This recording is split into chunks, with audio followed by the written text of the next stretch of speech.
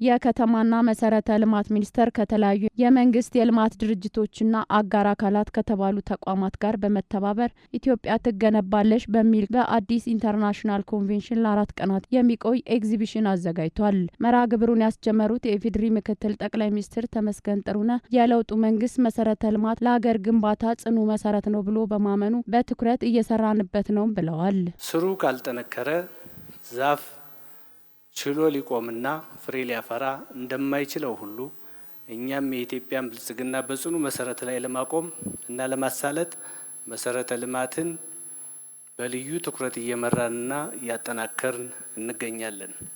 እኛ መሰረተ ልማት ለኛ የደም ስራችን ነው ብለን እናምናለን። መንግስት የመሰረተ ልማት ግንባታን ስልታዊ በሆነ መንገድ አጠናክሮ እንደሚቀጥልም ተናግረዋል። መንግስት በመንገድ፣ በኃይል፣ በመስኖ፣ በባቡርና በዲጂታል መሰረተ ልማት ዘርፍ ፈጣንና ፍትሃዊ ልማት ለማረጋገጥ የሚሰራው ስራ ተጠናክሮ ይቀጥላል።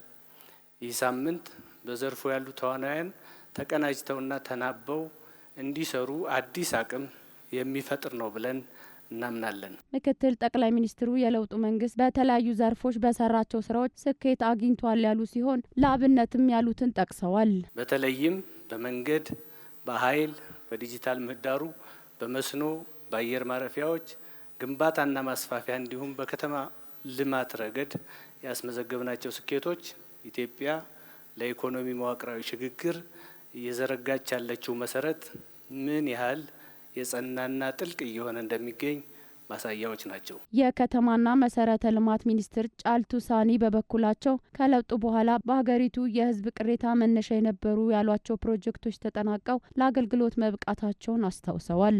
ከዚህ ቀደም የህዝብ ቅሬታ መነሻ የነበሩ ለአመታት ተጓተው የቆዩ ትልልቅ ብሔራዊ ፕሮጀክቶችን አቧራቸውን በማራገፍ አጠናቀን ለአገልግሎት ማብቃትም ችለናል።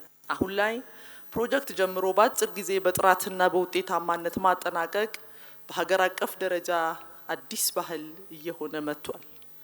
በዚህም መሰረት በሚቀጥሉት 3 የስራ ቀናት ውስጥ በርካታ ሁነቶች ይካሄዳሉ። መንግስት ከዚህ ቀደም ነበሩ ያላቸውን የሀብት ብክነት በመቀነስ ሀገራዊ ፕሮጀክቶች ተጠናቀው ለህዝብ አገልግሎት እንዲውሉ አዲስ ባህል ተላምደን በትኩረት እየሰራን ነው ሲሉም ሚኒስትሯ ተናግረዋል። ኢትዮጵያ ትገነባለች እንግዲህ ስንል ዛሬ ላይ ትገነባለች፣ ነገ ከነጎዲያ ደግሞ ሌሎቹንም በመገንባት ሂደት ታልፋለች የሚለውን ታሳቢ ማድረግ ያስፈልጋል። ባለፉት 6 እና 7 አመታት በሀገራችን የነበረውን ደካማ የፕሮጀክት አፈጻጸም ባህል በመቀየር አዲስ ምዕራፍ ከፍተናል። መርሃ ግብሩ ከዛሬ ሚያዝያ 9 እስከ ሚያዝያ 12 2018 ዓ.ም የተለያዩ የኮንስትራክሽንና የመሰረተ ልማት መሳሪያዎችን ለኤግዚቢሽን ክፍት ሆነው እንደሚቆዩም ተገልጿል።